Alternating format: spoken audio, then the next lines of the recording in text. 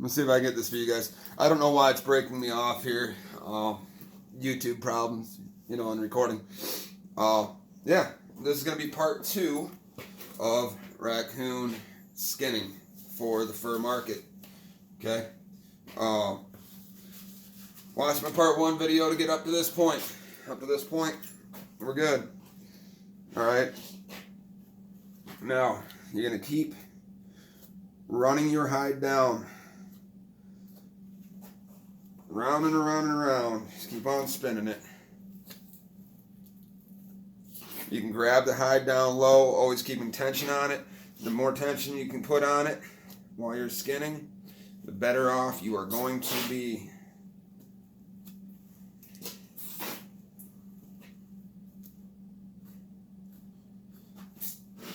You're going to keep working the head down, and you're going to keep working the underside of the hide down till you can go and separate out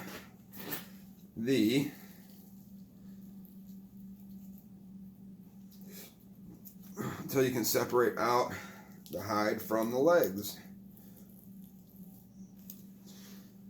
So yeah, let me know what, you know, in the comment section below. Obviously, if I'm leaving any parts out, feel free to let me know. Anything you need a little more detail on, because this is not the only coon I'm going to be skinning. I'm going to do a whole lot more, guys. And if I got to do mini short videos on any information that I've left out, I'd be happy to go and do additional videos for you guys. But, yeah, you want to grab the hide down low. It's hard to see, but grab it down low. Keeping tension on it. Always pulling down on your hides. Okay. When you work it down, you'll see where the legs meet. You'll see where the head meets the legs right there, okay? The leg joint comes down there. You'll meet where that fur meets up there, okay? You're going to take it. You're going to go and punch through with your finger. You'll have your finger punch through. You will be able to go and take fingers both directions, okay? 2 fingers each way. And pull apart, and you'll pull that hide off of the legs. Okay, and it'll come down looking something a little like that. 2 fingers, both directions, pull down, separate. Take your knife, and you are going to go and run a circle around your foot, and it should trim off nice and circular around, freeing up that foot. Leave it long. That'll be trimmed off in the boarding process, okay? Coming around to the other side, spin that gambrel rack, find your joint, push your fingers on through.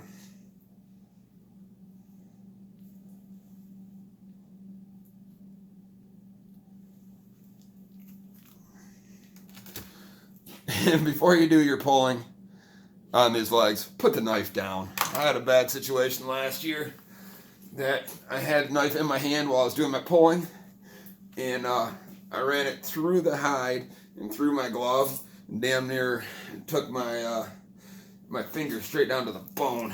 So you want to set your knife down before you start doing your pulls.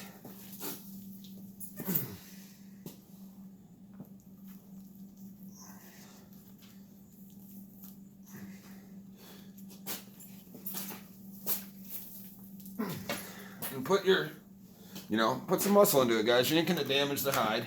Worst thing you're gonna do is stretch it. Stretching it is not a bad thing. Okay? You're gonna wring out your leg all the way around in a circle.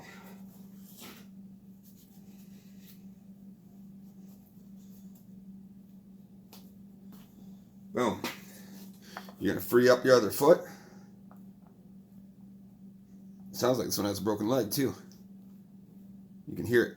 But you're going to free up your foot and circle all the way around, leaving both legs cut. Okay? Now all you're left with is the head. You're going to run circles around and around and around that skull. Always putting tension on the hide, pulling down as you go around, separating the hide from the meat here.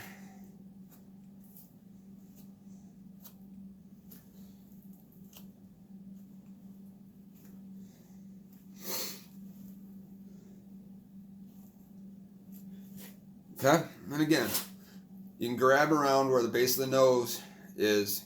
You can grab around the hide and pull, always pulling down, putting tension on there as you trim.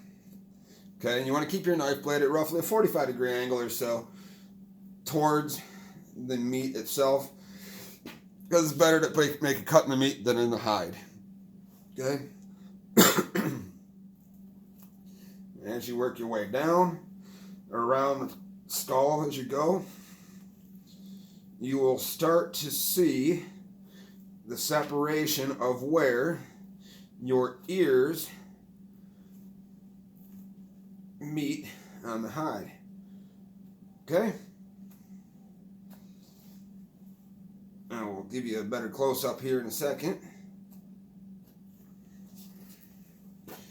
Okay, let's see if I can get this good on video. Because this is where I ran into a lot of problems as you're skinning down. You can see that right in here is a visual bump where your ears are. Okay? You're going to take those ears, you're going to go 45-degree angle up on your blade. You're going to cut straight through the ear, all the way down and through.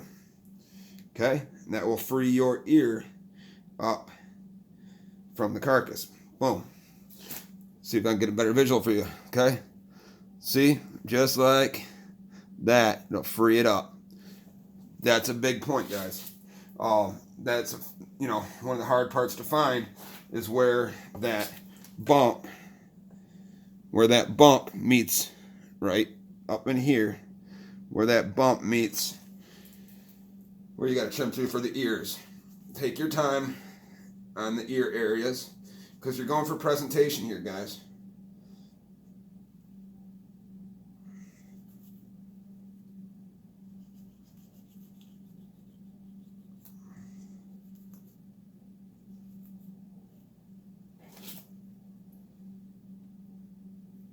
Okay.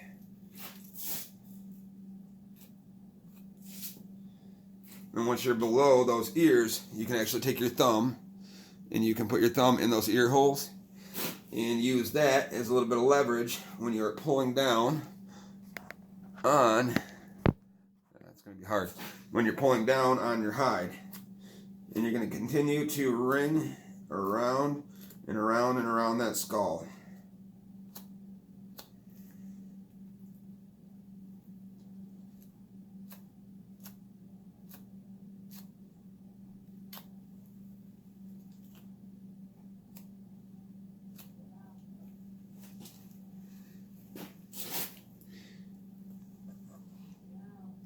You'll see your eyelet holes.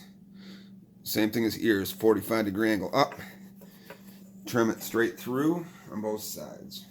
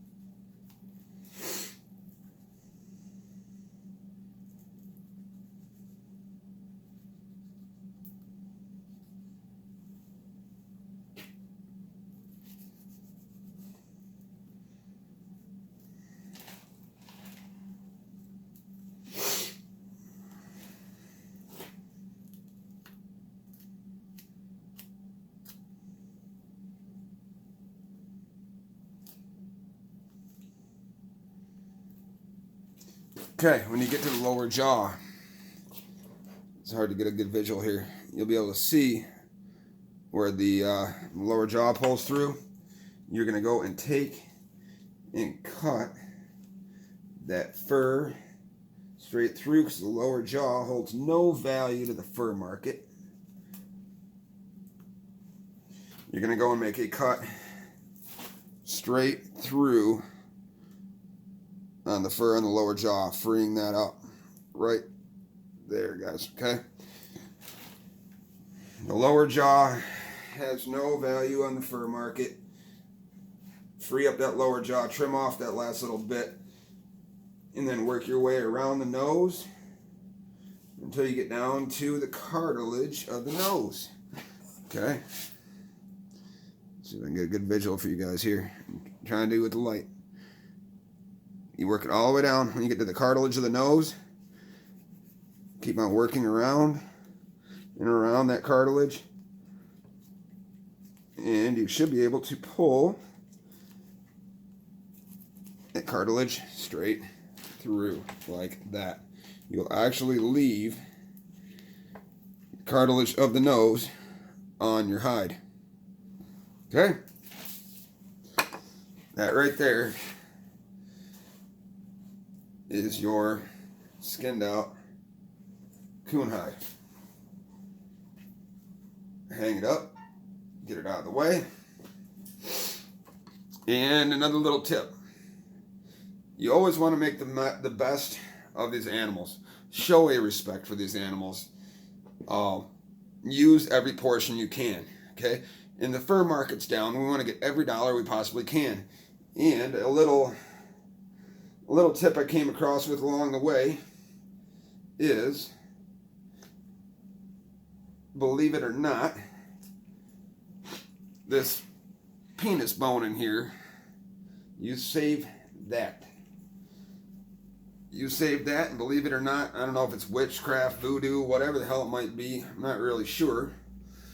But if you look online, there is a market for people that want to buy raccoon penis bones. Don't ask why. I don't know.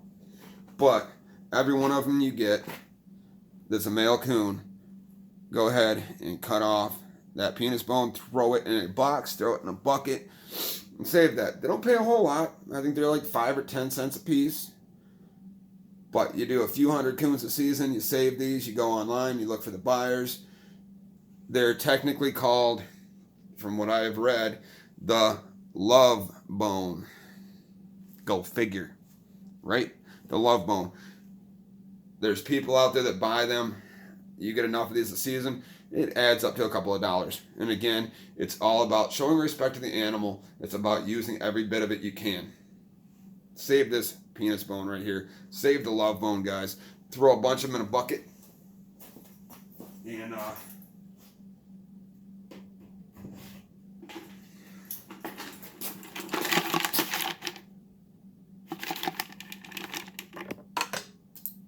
there's a bunch. Okay.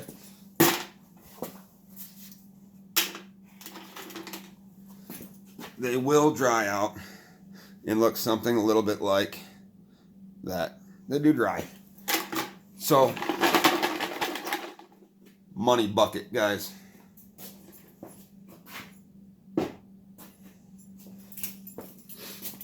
What you choose to do with the carcass is completely up to you, and most states don't have any regulation on what you have to do with them. I know in Michigan, you're able to do whatever you want to with the carcass. It just typically states that you have to dispose of it properly. Okay, now disposing it properly can be using it. I use all my carcasses as coyote bait. I have a hell of a couple of piles out in the woods that I bring these carcasses back out to the woods and put it back into the wildlife and use it as bait. Using every last bit of these animals is important, guys. If you can prevent waste, it's better for the image of trapping as a whole. Putting these back out in the woods, regardless of whether you use them as bait or not, and check with your local laws to make sure you're not breaking any laws. But if it's legally applicable, put these carcasses back out in the woods so that it can become a food source for the animals and better the animal species in general. It's a good thing to do. So that is part 2 of skinning Raccoon. I hope I've helped you guys. I've tried to give you the best visuals I possibly can. Yeah, I mean, this is your final product, all skinned out and complete. Here's your final hide, skinned out and complete. Watch the first video, again, skinning, 2-part video. Watch part 1, this is part 2, and then of the 3-part series of Raccoon for fur market, you will see video in the series number 2 of the fleshing of Raccoon, and video number 3 in the series of boarding Raccoon. I appreciate you guys' time spending with me. I hope I have taught you something, and I hope I have given you a few tips and techniques that make you guys that have been doing it for many, many years. I hope you guys have picked something up that that will help you along the way. Thanks again for watching my videos. Stay tuned. There's more videos to come. Hit me some comments in the comments section. Hit that subscribe, hit that notification bell, and hit me up on my social media networks. The Facebook Messenger, the Instagram, the Twitter, and the Snapchat. Hit me up on all the avenues. Let me know what you guys think. Dan with Mad Nasty Trapping. I will see you guys again. I promise.